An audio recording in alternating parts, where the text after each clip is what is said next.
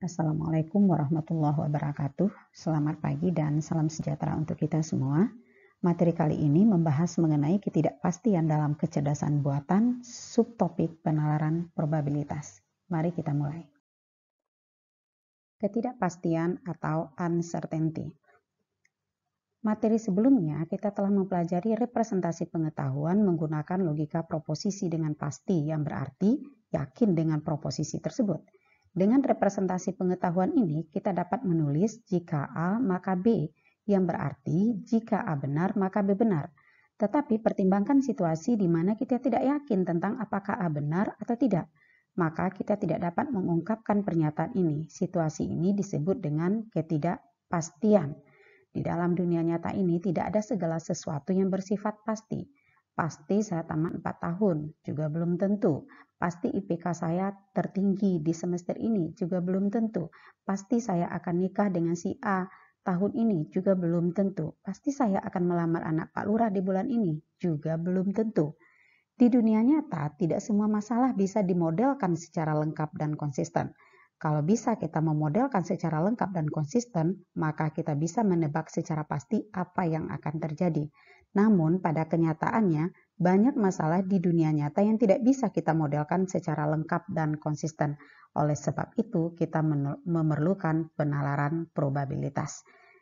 Jadi, untuk mewakili pengetahuan yang tidak pasti di mana tidak yakin tentang proposisi, kita membutuhkan penalaran yang tidak pasti atau disebut juga dengan penalaran probabilitas. Materi kita terbagi atas 4 subtopik. Yang pertama adalah penalaran probabilistik, yang kedua adalah teorema Bayes, yang ketiga adalah certainty factors, dan yang keempat adalah Dempster-Shafer theory. Penalaran probabilistik dengan teorema Bayes itu akan kita bahas pada pertemuan kita kali ini, sedangkan pertemuan berikutnya membahas mengenai certainty factors dengan Dempster-Shafer theory. Penalaran probabilitas. Penalaran probabilistik atau probabilitas adalah cara representasi pengetahuan di mana kita menerapkan konsep probabilitas untuk menunjukkan ketidakpastian dalam pengetahuan. Dalam penalaran probabilistik, kita menggabungkan teori probabilitas dengan logika untuk menangani ketidakpastian. Kita menggunakan probabilitas dalam penalaran probabilistik karena memberikan cara untuk menangani ketidakpastian yang merupakan hasil dari ketidaktahuan kita atau juga mungkin karena kurang lengkapnya pengetahuan yang kita miliki. Seberapa besar kemungkinan sesuatu akan terjadi, itu yang akan menjadi fokus kita pada pertemuan kali ini. Oleh sebab itu, banyak peristiwa yang tidak dapat diprediksi dengan pasti dan yang terbaik yang bisa kita lakukan adalah untuk memprediksi seberapa besar kemungkinannya akan terjadi dengan menggunakan ide probabilitas. Mari kita mulai dengan pemanasan intuisi untuk lebih memberikan pemahaman kepada Anda mengenai apa itu teori peluang atau teori kemungkinan dengan beberapa contoh. Umumnya kita sudah sering membuat kesimpulan cerdas pada aktivitas kita sehari-hari dari beberapa informasi yang tidak pasti. Kita lihat aja contoh pertama. Anda menyeberang jalan di lalu lintas. Kita semua pernah melakukan ini. Anda sedang terburu-buru, jadi alih-alih untuk menunggu lampu hijau tanda berjalan, Anda justru melihat ke kiri dan ke kanan, kedua arah ya, dan melihat bahwa mobil ternyata cukup jauh sehingga Anda dapat menyeberang dengan aman sebelum mobil tiba di dekat Anda. Anda mulai berjalan dan saya pikir Anda berhasil melewatinya. Pertanyaannya adalah, apakah Anda tahu dengan kepastian mutlak bahwa mobil yang Anda lihat di kejauhan tidak bergerak cukup cepat untuk menabrak Anda? Jika demikian, bagaimana Anda mengetahui hal ini? Dan jika tidak, bagaimana juga mungkin Anda membenarkan untuk membuat keputusan seperti itu, mengingat taruhannya yang sangat tinggi, yaitu nyawa Anda? Pertanyaan berikutnya adalah, dapatkah logika membantu memahami bagaimana orang yang rasional dapat membuat keputusan yang berisiko seperti itu, meski tidak memiliki pengetahuan sempurna tentang semua faktor yang relevan? Sebagian kita hampir tidak pernah tahu dengan pasti apa konsekuensi dari tindakan kita nantinya, tetapi biasanya tetap membuat keputusan yang cukup percaya diri dan berani, dan sebagian besar keputusan kita itu adalah benar. Pernahkah Anda berpikir bahwa bagaimana kita mampu melakukan tindakan ini walaupun kadang-kadang kita tahu risiko di sebalik itu? Tentu ini adalah memerlukan penjelasan. Contoh kedua, Polisi dan pria di jendela. Anda adalah seorang petugas polisi yang sedang berpatroli larut malam. Anda mendengar alarm berbunyi dan mengikuti suara ke toko perhiasan.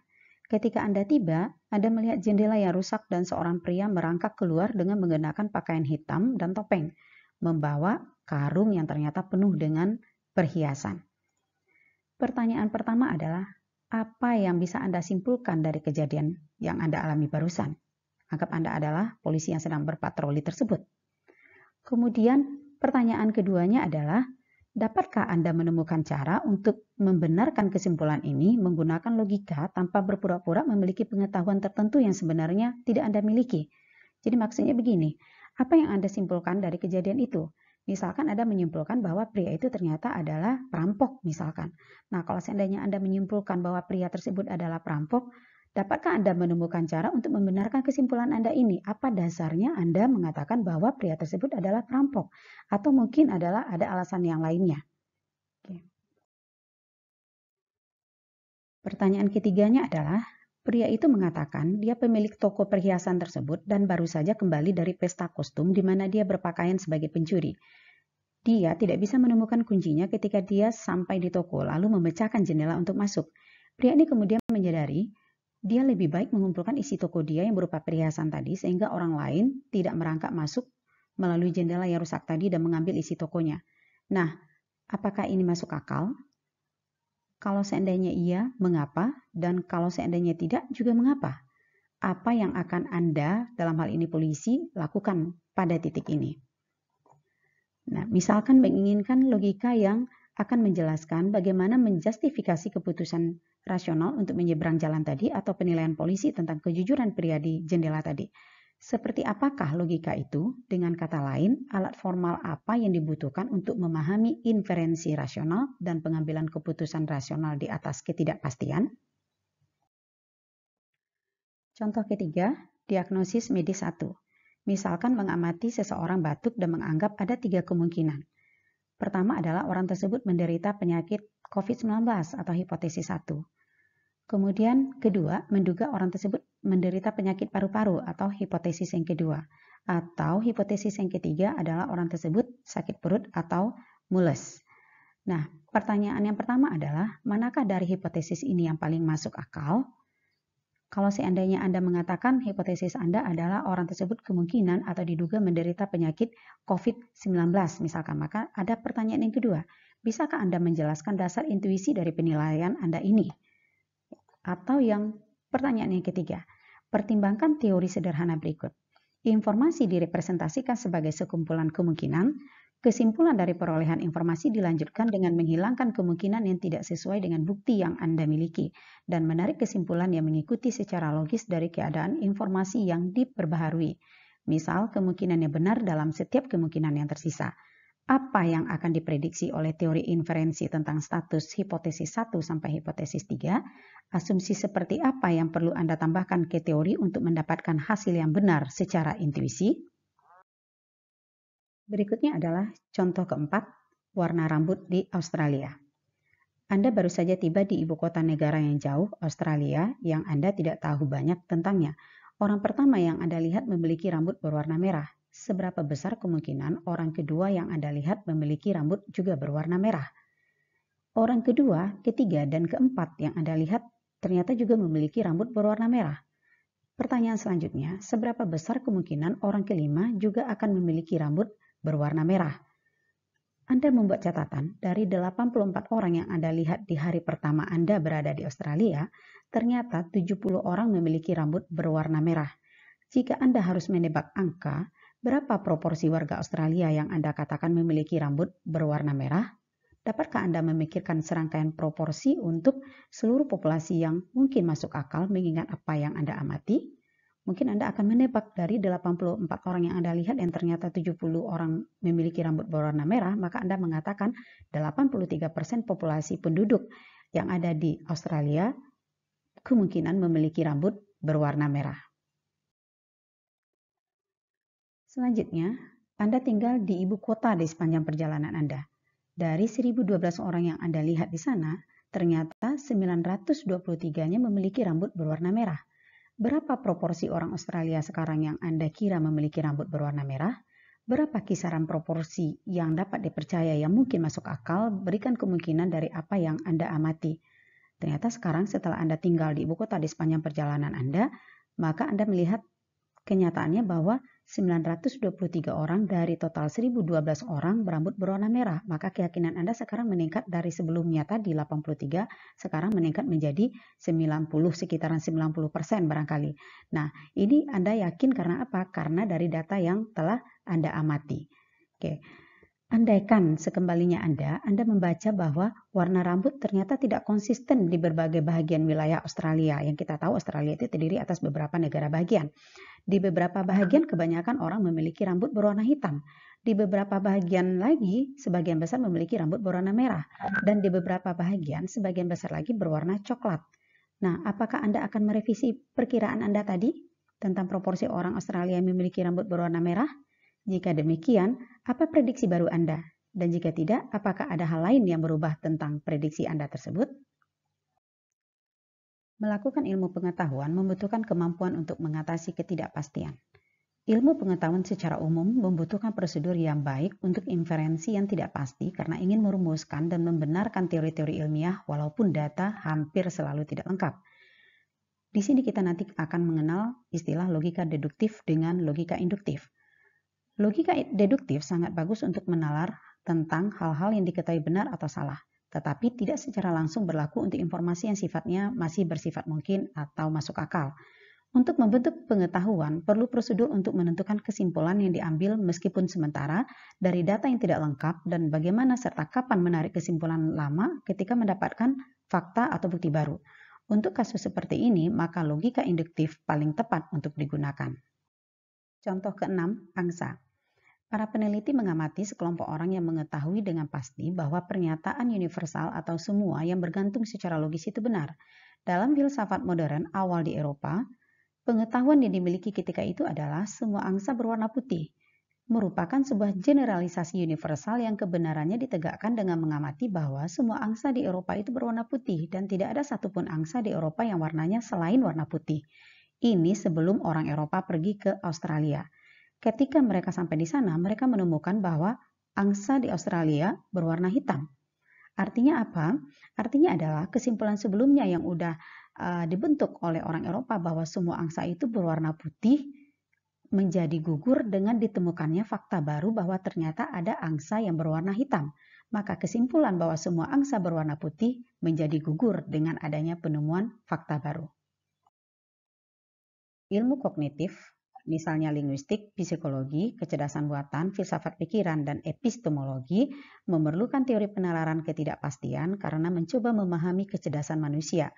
Dan sebagian besar kecerdasan manusia adalah tentang menggunakan informasi yang tidak pasti untuk membuat kesimpulan wajar yang membantu dalam pengambilan keputusan. Bahkan dapat menaikkan kemungkinan dengan menggabungkan dua motivasi, membutuhkan teori penalaran tidak pasti yang akan membantu para ilmuwan mencari tahu teori penalaran mana yang paling menggambarkan bagaimana manusia membuat kesimpulan cerdas menggunakan informasi yang tidak lengkap dan tidak pasti tersebut. Perlunya penalaran probabilitas di dalam kecerdasan buatan. Yang pertama, ketika ada hasil yang tidak terduga. Yang kedua, ketika spesifikasi atau kemungkinan predikat menjadi terlalu besar untuk ditangani. Dan yang ketiga adalah ketika kesalahan yang tidak diketahui terjadi selama percobaan. Istilah umum dalam penalaran probabilitas. Karena penalaran probabilistik menggunakan probabilitas dan istilah terkait, maka sebelum memahami penalaran probabilitas, mari kita memahami beberapa istilah umum. Pertama adalah probabilitas itu sendiri. Probabilitas dapat didefinisikan sebagai peluang atau kemungkinan suatu kejadian, suatu ukuran tentang kemungkinan atau derajat ketidakpastian suatu peristiwa atau event yang akan terjadi di masa mendatang. Rentangan probabilitas adalah antara 0 sampai dengan 1. Probabilitas A nilainya adalah dari 0 sampai dengan 1, di mana probabilitas A atau PA adalah probabilitas dari peristiwa A. Probabilitas A nilainya apabila 0 itu menunjukkan ketidakpastian total dari peristiwa A tersebut.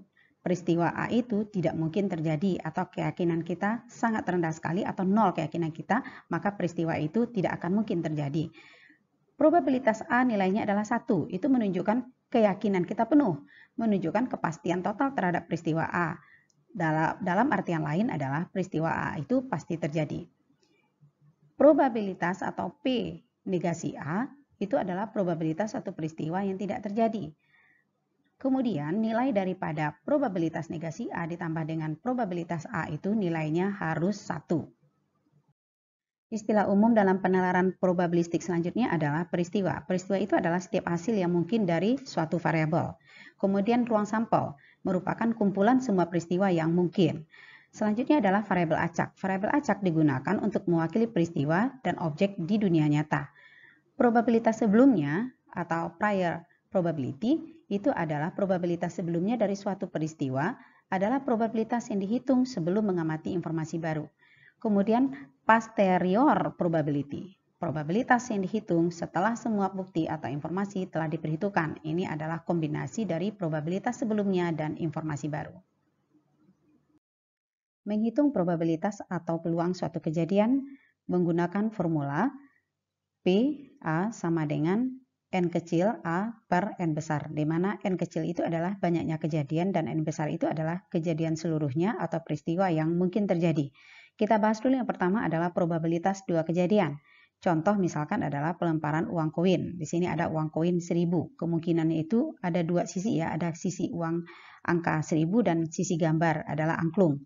Nah, satu mata uang logam yang masing-masing sisinya berisi gambar dan angka kita lemparkan secara bebas sebanyak 1 kali ke atas. Kemudian kalau begitu kita tangkap berapakah probabilitas yang munculnya gambar atau angka? Jawabnya adalah N sama dengan 1. Kenapa N sama dengan 1? Ketika kita tangkap yang muncul itu hanyalah salah satu sisi saja. Sisi gambar K atau sisi angka K. Maka N-nya adalah 1. Kemudian N sama dengan 2 ini adalah jumlah dari angka tadi atau gambar tadi, jumlahnya 2. Nah, P, angka atau gambar, kemungkinannya yang muncul adalah angka atau gambar, itu kemungkinannya adalah setengah atau 50%. Dapat disimpulkan peluang munculnya gambar atau angka itu adalah sama besar. Berikutnya adalah probabilitas dengan banyak kejadian. Contoh pertama adalah pelemparan dadu. Berapa peluang munculnya dadu mata satu pada satu kali pelemparan? Jika kita tinjau pada sebuah dadu hanya memiliki satu buah mata dadu yang bermata satu. Sedangkan pada dadu itu terdapat 6 mata, yaitu mulai dari mata 1 sampai dengan mata 6. Jawabnya adalah N sama dengan 1. Kenapa N 1? Karena setiap kali melemparkan dadu, maka 1 dari 6 kemungkinan itu yang akan muncul. Apakah mata 1, mata 2, atau mata 3. Ya. Hanya 1. Sementara N sama dengan 6 itu adalah mata dari 1 sampai dengan 6. Jadi berapa probabilitas munculnya dadu mata 1? Adalah 1 per 6 sama dengan 16,7%. Dapat disimpulkan peluang munculnya dadu mata 1 adalah 1/6 atau sebesar 16,7%. Contoh kedua adalah kumpulan kelereng atau kumpulan bola. Dalam sebuah kotak terdapat 8 buah bola yang terdiri dari 5 buah bola berwarna merah dan 3 buah bola berwarna putih. Dari dalam kotak diambil 1 buah bola secara acak. Tentukan peluang terambilnya 1 bola berwarna merah. Nah, jawabnya adalah jumlah bola semuanya itu adalah 8, yaitu 5 berwarna merah dan 3 berwarna putih, sehingga totalnya adalah 8. Jumlah bola berwarna merah itu adalah 5, itu adalah N kecilnya. Maka peluang terambilnya 1 bola warna merah adalah peluang atau probability 1 bola berwarna merah adalah 5 per 8. Artinya 5 itu adalah jumlah bola yang berwarna merah dan 8 total bola keseluruhannya. Dapat disimpulkan peluang munculnya 1 bola berwarna merah adalah 5 per 8 atau sebesar 62,5%. Probabilitas bersyarat atau conditional probability. Jika kejadian yang satu menjadi syarat terjadinya kejadian yang lain, itu ditulis A garis tegak B, atau disebut dengan given atau diberikan B. Kita tulis A, B. Untuk menyatakan peristiwa A terjadi dengan didahului terjadinya peristiwa B. Peluangnya ditulis dengan probability A, B, dan disebut conditional probability atau probabilitas bersyarat, atau sebagian ahli lagi menyebut adalah dependent probability. Untuk probabilitas bersyarat dihubungkan dengan kata dan, sehingga berlaku hubungan P, probability A dan B sama dengan probability B dikali dengan probability A, B.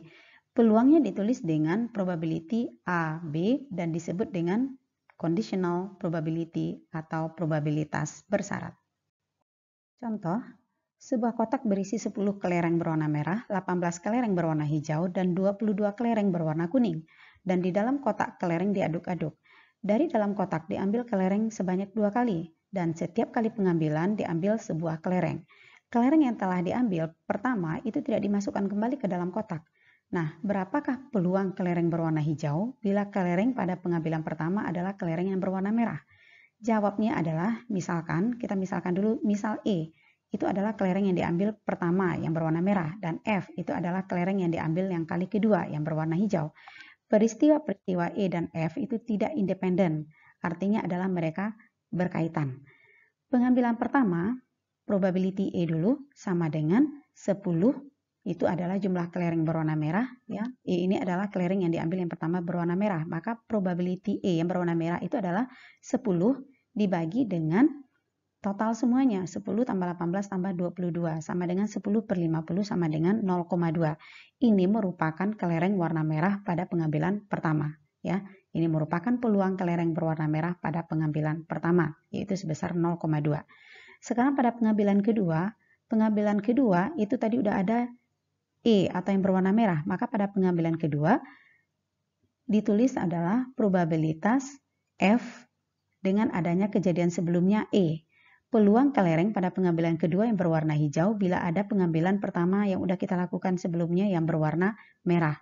Maka PFE itu sama dengan, sekarang yang berwarna hijau ya, yang berwarna hijau itu adalah 18. 18 dibagi dengan tadi satu berwarna merah udah kita ambil, maka sekarang warna merah berkurang menjadi 1. Kurang 1 menjadi 9. Kemudian 9 tambah 18 tambah 22 berarti 18 dibagi dengan 49. Maka sekarang berapakah peluang kelereng berwarna hijau pada pengambilan yang kedua? Itu dihitung dengan cara probabilitas E dan F sama dengan PE dikali dengan PFE, itu adalah probabilitas E sebelumnya adalah 0,2, kita kali dengan PFE. PFE itu adalah 18 per 49, maka dapat hasilnya adalah 0,073. Dan ini merupakan peluang kelereng hijau pada pengambilan kedua setelah kelereng warna merah pada pengambilan pertama. Demikianlah materi kita mengenai ketidakpastian subtopik penalaran probabilistik. Akan kita lanjutkan materi kita. Selanjutnya adalah conditional probability in a more detailed explanation, karena conditional probability ini juga berkaitan nanti dengan teorema Bayes yang akan menjadi subjek materi kita pada pertemuan selanjutnya. Terima kasih, sampai jumpa pada materi selanjutnya.